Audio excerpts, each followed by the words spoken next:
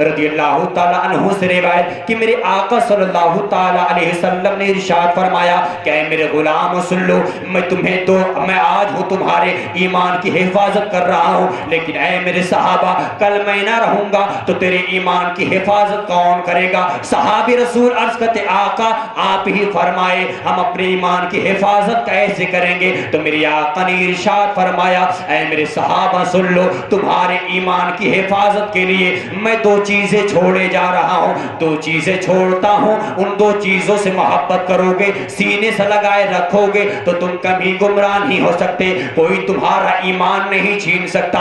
तो सहाबी रसूल अर्ज करते हैं या रसूल अल्लाह वो दो चीजें कौन कौन सी है? तो मेरी आका ने इरशाद फरमाया ऐ मेरे सहाबा सुन लो, मैं दो चीजें छोड़ता हूँ, एक तो तुम्हें कुरान देता हूँ, एक अपनी आल देता हूँ। सुभान अल्लाह। हजरत मोहतरम, जब तो मैं कहता हूँ कि आज बिकने वाले रोजाना बिक रहे हैं, कोई रुपया पैसा से बिक रहा है, कोई सोना चांदी से बिक रहा है, कोई मालो जर से बिक रहा है, कोई जमीनों जायदाद से बिक रहा है, कोई दुकानों मकान से बिक रहा है, कोई खेतों खलियान से बिक रहा है, कोई डॉलर रियाल से बिक रहा है। लेकिन अल्हम्दुलिल्लाह हम ऐसे मुसलमान हैं, रुपया पैसा से नहीं बिकते, न रुपया पैसा से बिकते हैं, न सोना चांदी से बिकते हैं, न मालो जर से बिकते हैं, न जमीनों जायदाद से बिकते हैं, न दुकानों मकान से बिकते हैं, न खेत और खलियान से बिकते हैं, न डॉलर और रियाल से बिकते हैं। हम बिकते हैं तो मोहम्मद की आल से बिकते हैं, और जब तक न बिके थे तो कोई पूछता न था,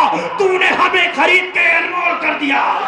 फैज़ाने मखदूम अशरा सरकार सैयदना सैयदुल मसाइक हजरत मुश्ताक मियां, सरकार शहजादे गौसे आजम हजरत एहसान मियां, सरकार सैयद गौसे आजम हजरत अहमद मियां। नारे तकबीर, नारे रिसालत। इनकी फजीलत सुभान अल्लाह, इनकी फजीलत जाननी है तो आप इनको मत देखिए, आप इनके दादा अली तक पहुंची पड़े, बोलिए सुभान अल्लाह। अली तक पहुंचिए। अली कौन है? अली की जात कसम खुदा की, अभी सुनो ईमान ताजा हो जाएगा। अली की जात ऐसी जात है, अली पैदा हुए तो अल्लाह के घर में, शहीद हुए तो अल्लाह के घर में। अब सुनो, आज बच्चा पैदा होता है तो कोई अपने बाप घर में पैदा हो रहा है, कोई झोपड़ी में पैदा हो रहा है, कोई रेलवे स्टेशन पे पैदा हो रहा है, कोई एयरपोर्ट पे पैदा हो जा रहा है, कोई हवाई जहाज में। लेकिन मेरे अली की शान, अली रेलवे स्टेशन बनाए, अली अपने बाप के घर में नहीं, पैदा हुए तो खुदाए पाक के घर में पैदा। और अली की पाकी का बयान सुनिए, एक हदीस शरीफ सुनाता हूं, कसम खुदा की ईमान ताजा हो जाएगा। और जानते हैं आज अली वालों से कौन लोग उलझ रहे हैं, और अली के शहजादों से कौन उलझ रहा है? वो लोग उलझ रहे हैं जिनकी नमाज मछली मच्छर से खराब हो जाती है। जमात जा रही थी, जमात 4 लोग जमात में आए, जोहर का वक्त हो गया, फैसला किया कि यही नदी में वजू करते ही नमाज पढ़ लेते हैं। जमाती थे, नदी के अंदर वजू किया, वहीं पर जमात कायम कर ली। और जब जमात कायम हो जाती है तो नदी के अंदर एक मछली कूदी, तो पीछे जो मुक्तदी नमाज पढ़ रहा और नमाज की हालत में कह रहा कि वह कूदी। ये ऐसे लोग हैं जो बोलते कि नबी का ख्याल नमाज में आ जाए तो नमाज नहीं होती। वो नमाज पढ़ रहा मगर मछली को भी याद कर रहा है, बोल रहा है कि वो कूदी, तो पीछे वाला कह रहा है चुप, नमाज नहीं बोलते, नमाज में नहीं बोलते। तो तीसरा कह रहा कि जब नमाज में नहीं बोलते तो तू क्यों बोल रहा है? इमाम साहब ने कहा अल्लाह का शुक्र है कि मैं कुछ नहीं बोला। बोला मगर बोलता कि मैं कुछ नहीं बोला। ये ऐसे लोग हैं जिनकी नमाज मछली मच्छर से खराब हो जाए, वो अली वालों से उलझ रहे हैं, नबी वालों से उलझ रहे हैं। अबे नादान, अगर तुझे कुछ नहीं मालूम तो हदीस खोल कर दे, अली की शान क्या है, औलाद अली की शान क्या है। अब हदीस शरीफ सुनाता हूँ, अगर सुनना चाहते तो बोली सुभान अल्लाह, और पीछे वाले भी बोली सुभान अल्लाह। आप लोग क्या सोच रहे कि आप नेपाल के हैं? नेपाल वाले सुभान अल्लाह नहीं बोल सकते, किस किताब में है? और जो बांग्लादेश वाले बिल्कुल पीछे बैठे हैं, वो बिल्कुल चुपचाप है।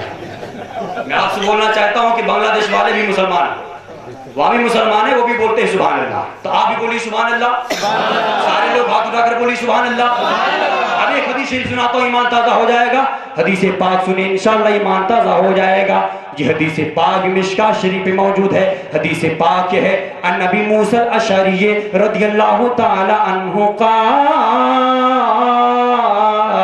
क़ाल रसूलुल्लाह सल्लल्लाहु ताला अलैहि वसल्लम लिअली या अली ला यहिल्लु लिअहदिन युजनिबु फी हाज़ा मस्जिद गैरी व गैरुक फ़क़ाल अली इब्न अल-मुंज़िर लिदिरार इब्न सुरदी मा माना हाज़ल हदीस फ़क़ाल ला यहिल्लु लिअहदिन यस्ततरुकुहु जुनुबन गैरी व गैरुक सुब्हानल्लाह। तर्जुमा सुनिए, मेरे नबी मस्जिद नबवी में तकरीर फरमा रहे सुभान अल्लाह। इस हदीस पाक के रावी हजरत अबू मूसा अशअरी है, रिवायत करते हैं कि आका जुमा के दिन मस्जिद नबवी में मेरे पैगंबर तकरीर कर रहे हैं। सामने हजरत अबू बकर भी बैठे सुभान अल्लाह, हजरत उमर भी बैठे सुभान अल्लाह, हजरत उस्मान गनी भी बैठे हैं, हजरत अली भी बैठे, तमाम सहाबा बैठे। मेरे पैगंबर फरमाते, मेरे सहाबा मैं आज तुम्हें एक मसला बताता हूँ। सहाबा ने फरमाया रसूल अल्लाह, फरमाए मसला क्या है? आका ने फरमाया मेरे सहाबा ये बताओ, अगर तुम में कोई नापाक हो तो मस्जिद में आ सकता या नहीं? सहाबा ने कहा आका नहीं आ सकता। आप बताइए, अगर आप नापाक हो तो मस्जिद में जाते हैं? अच्छा, अगर कोई मस्जिद में नापाक जाएगा तो आप उसे रोकेंगे या नहीं? मना करेंगे या नहीं? मना करेंगे ना। यानी नापाक आदमी मस्जिद में नहीं जा सकता, मस्जिद में जाने की इजाजत नहीं है, शरीयत मस्जिद में जाने की परमिशन नहीं देता है। मेरे पैगंबर ने फरमाया, ए मेरे सहाबा सुन लो, ये मेरी मस्जिद मस्जिद नबवी है, तुम में कोई भी शख्स जो नापाक हो, जो जुनूब की हालत में हो, यानी कि जिस पर गुस्ल फर्ज हो गया हो, वो मेरी मस्जिद नबवी में नहीं आ सकता, मस्जिद नबवी में नहीं दाखिल हो सकता। लेकिन इस रूए जमीन पर दो नाम ऐसे हैं, दो जात ऐसी हैं, दो शख्सियतें ऐसी हैं कि जो जुनूब की हालत में हो, जो नापाकी की हालत में हो, जिन पर गुस्ल फर्ज हो, फिर भी वो मस्जिद नबवी में आ सकती है। सुभान अल्लाह। तो सहाबाए किराम सोचने लगते हैं। हजरत अबू बकर सिद्दीक ने सोचा कि आका अपना नाम लेंगे, मेरा नाम लेंगे। हजरत उस्मान ने सोचा कि आका अपना नाम लेंगे, मेरा नाम लेंगे। हजरत उमर ने सोचा कि आका अपना नाम लेंगे, मेरा नाम लेंगे। लेकिन जब सहाबा बेकरार हुए तो मेरे पैगंबर ने फरमाया वो दो नाम है, एक तो तेरे नबी का नाम है और एक मेरे अली का नाम है। जब शायर कहता है कि लहजे इश्क में वलियों का वली कहते हैं, उनके दरबार को जन्नत की गली कहते हैं, एक एक हर्फ पढ़ा तो हमें मालूम हुआ लुगते दीने मोहम्मद को वली का। नारे तकबीर, नारे रिसालत, फैजाने मखदूम अशरफ, फैजाने आला हजरत, फैजाने मखदूम सिमना, खानवादे शहनशाहे दो आलम, खानदाने मखदूम अशरफ, नारे तकबीर, नारे रिसालत। अब यहाँ सवाल ये पैदा होता है कि जब अली नापाक हो तो मस्जिद में क्यों आ सकते हैं? उनके लिए आका ने परमिशन क्यों दिया? तो इसलिए आपको बताऊं, अब आप सुने। अली की जात ऐसी जात है जो पैदा हुई तो अल्लाह के घर में और शहीद हुई तो अल्लाह के घर में। सुभान अल्लाह, सुभान अल्लाह। और अंदाज पैदा होने का, आप अपनी माँ के पेट में है, शिकम में है। आपकी माँ का नाम हजरत फातिमा बिन्त असद, माँ की शिकम में है। आखिरी दिन चल रहा है, आखिरी महीना चल रहा है, आखिरी वक्त चल रहा है। आपकी माँ हजरत फातिमा बिन्त असद खाने काबा का तवाफ कर रही है। 3 चक्कर लगा लिया, दर्द ज़ेह का एहसास हुआ। शिकम में दर्द जब उठता है, मेरे पैगंबर ने देख लिया चेहरा, आका ने चेहरा देखकर पहचान लिया। फरमाया फातिमा क्या वजह है, तुम्हें तकलीफ क्यों दिख रही है? हजरत फातिमा ने अपनी तकलीफ का इजहार किया। फातिमा बिन्त असद ने हजरात मेरे पैगंबर ने फरमाया फातिमा बिनते असद जब तुम्हारी तकलीफ बढ़ जाए यानी बच्चा पैदा होने का वक्त करीब आ जाए तो फातिमा खाने काबा के बाहर मत जाना, खाने काबा के अंदर चली जाना। सुभान अल्लाह। हजरात अब आपसे मैं बताऊं एक बात, अगर कोई एक ऐसा इंसान हो जिसको फोड़ा हो गया हो, फोड़ा फूट जाए, जिसमें से खून निकल जाए, आप उसे कहेंगे जल्दी से मस्जिद से बाहर चले जाओ वरना फर्श नापाक हो जाएगी, चटाई नापाक हो जाएगी, मुसल्ला नापाक हो जाएगा। हजरात जब बच्चा पैदा होता है तो आदि तौर पर औरत से खून निकलता है जो नापाक होता है हजरात मोहतरम, लेकिन मेरे पैगंबर ने जाना कि जो फातिमा बिनते असद की गोद में जो बच्चा पैदा हो रहा है, हजरत नबी मेरे नबी को मालूम था कि जो बच्चा पैदा होने वाला है कोई आम बच्चा नहीं, इसलिए कि फातिमा बिनते असद की गोद में जो बच्चा पैदा होने वाला है कोई आम बच्चा नहीं, वो ऐसा बच्चा है कि अगर मैं नबियों का नबी हूं तो फातिमा बिनते असद की गोद में पैदा होने वाला बच्चा वलियों का वली है। सुभान अल्लाह, सुभान अल्लाह। इसलिए आपने कहा कि फातिमा तकलीफ बढ़ जाए अंदर चली जाना। 3 चक्कर लगा लिया, चौथे चक्कर में जब तकलीफ बढ़ी तो तारीख शाहिद है, किताबों में लिखा है कि जब आपको तकलीफ बढ़ी तो खाने काबा की दीवार फट गई, फातिमा बिनते असद अंदर गई, हजरत अली पैदा हुई। सुभान अल्लाह, बोली सुभान अल्लाह। हजरत अली पैदा हो गए। अब जब हजरत अली पैदा हो गए, हजरत अली की जियारत करने लोग आते रहे, 3 दिन तक आते रहे, जियारत करते रहे। लेकिन ताज्जुब की बात यह है कि जब बच्चा पैदा होता है, पैदा होने के बाद अगर आंख सलामत है बच्चा आंख खोल देता है, लेकिन जब अली पैदा हुई तो अली की आंख बंद है। सुभान अल्लाह। अली ने अपनी आंखें बंद कर रखी है, अली की आंखें बंद। और अली की आंख कब खुली? 3 दिन के बाद जब रसूलुल्लाह अली को देखने गए तब, हमारे आका अली को देखने गए तब।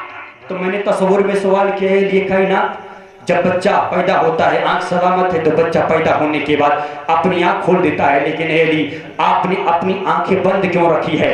तो हजरत अली ने तस्वुर में जवाब दिया कि ए कलीम अशरफ नमानी, इसमें मसलहत यह है कि मुझे मालूम था कि अगर मैं पैदा होने के फौरन बाद अगर मैं अली की 3 दिन के पहले अपनी आंख खोलूंगा तो सिर्फ खाने काबा के दरो दीवार को देखूंगा, और अगर 3 दिन के बाद आंख खोलूंगा तो अहमद मुख्तार को देखूंगा, महबूबे परवरदिगार को देखूंगा। सुभान अल्लाह, सुभान अल्लाह। फिर मैंने सवाल किया, ये कायनात जब हमारी आंख खुली होती है हम तब देखते हैं कि हमारी निगाहों के सामने हुजूर अहसनुल उलमा बैठे हैं, हमारी निगाह के सामने आप बैठे हैं, आप बैठे हैं, लेकिन अली जब आपकी आंख बंद थी तो आपने कैसे जाना कि आपको रसूलुल्लाह देखने आए? आपको आका देखने आए, आपको कैसे मालूम? तो हजरत अली ने जवाब दिया, ये नसीहत है, ये एडवाइस है उन लोगों के लिए जो लोग मेरे नबी के इल्म गैब को मुनकिर है, जो नबी के इल्म गैब को नहीं मानते, ये उनके लिए नसीहत है कि सुन लो, अरे नबी का मकाम तो नबी का मकाम है।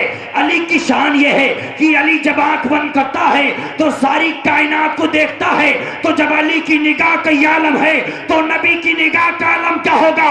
आला हजरत फाजिल बरेलवी जब भी फरमाते हैं कि और कोई गैब क्या तुमसे नेहा हो भला, जब ना खुदा ही छुपा तुम पे करोड़ों दरूद।